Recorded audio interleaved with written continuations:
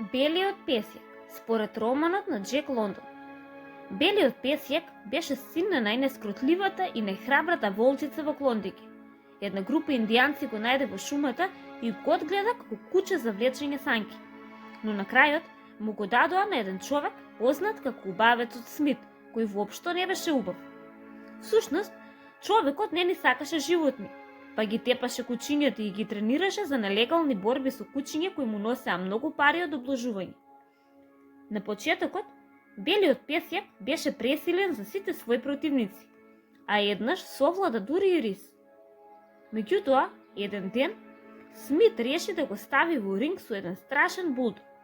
Набиеното куче речиси и да не реагираше на секавичните напади на брзиот волк, но штом еднаш го зграпчи Белиот песјак за вратот, неговите вилици се приклештија како железна станица. Беше невозможно да се ослободи од загризот на булдогот, кој никако не попушташе. Волкот беше задушен и ги испушташе последните здивови, додека возбудената толпа ги удвојуваше облозите и го бодреше неговиот соперник. Во тој момент помина еден младич со чисто лице, облечен во скапи алишта. Трогнат од глетката, тој се фрли врз булдогот и со голем напор успеа да ја отвори вилицата и да го ослободи речиси мртвиот бел песјак. Убавецот Смит веднаш се вмеша. Еј, волкот е мој. Веќе не, еве, земи $150, сега е мој, му одговори непознатиот младич. Но Смит, кој заработуваше многу од облози, му одврати. Не го продавам, тоа е мое право, како и секој друг човек. Ти не си човек, ти си звер, му вратил еднокрвниот младич кој се викаше Видел Скот, па го крена Белиот песјак во раце и се упати дома. Благодарение на негата на Скот, Белиот песјак целосно закрепна, но тортурата од Смит толку го заокорави, што волкот не му веруваше на младичот. Еднаш, кога се обиде да го погали, Белиот песјак дури и го гризна за раката, плашејќи се дека младичот ќе го повреди. Меѓутоа Видон го засака волкот и реши да му даде уште една шанса. Како што минуваат дните, Белиот песјак се обиде да му се доближи се повеќе и повеќе. Кога конечно свати дека навистина е безбедно со него, волкот почна да го сака и да се грижи за него. Сепак, еден тажен ден, Вудон мораше да се качи на параброд и да се врати назад во Калифорнија. Не можеш да дојдеш со мене, не си создаден за живот во град, се обиде да му објасни на Белиот песјак додека заминуваше. Меѓутоа, за да не биде разделен од својот стопан, волкот избега од куќата во која Видон го остави и го стигна на пристаништето. Тогаш, младичот веќе немаше храброст да го напушти и реши да го зеде со себе. За жал, само што стигнаа, Видон свати дека неговата одлука беше избрзана.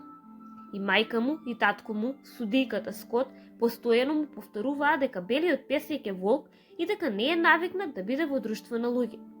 Повеќе пати, животното покажа агресивно однесување кон семејството на Видон, а исто и кон другите кучиња во куќата, кон желката Бордер, Коли која се викаше кучето, англискиот рт наречен Дик. Една вечер, додека сите спиеа, Белиот песјак слушна некакви звуци и намириса мирис на странец. Некој провали во куќата. Тоа беше Џим Хол, опасен одметник кој порано беше осуден од судијката Скот, а сега се врати барајќи одмазда. Волкот не залаја, наместо тоа, исто како што беше навикнат во тундрата Клондике, го демнееше провалникот. Како да беше зајак кој што треба да го улови. Сосема нечујно. Белиот песјак се прикраде зад него на почетокот на скалите кои водеа кон спалната соба.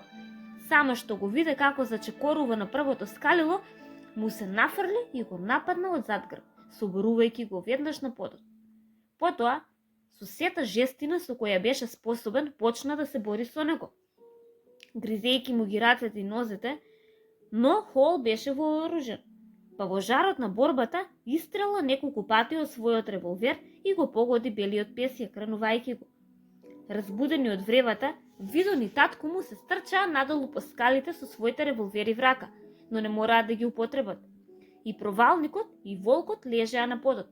Првиот несвестен, а вториот на умирање. Брзо, повикајте ветеринар, викна судијката Скот.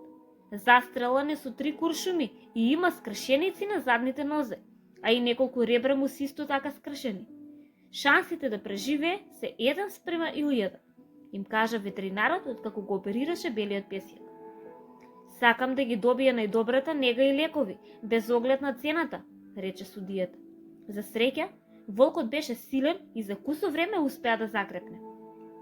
Од тогаш, секој член од домаќинството на судијката Скот го сакаше безусловно, особено Коли, со која белиот песјак наскоро основаше семејство.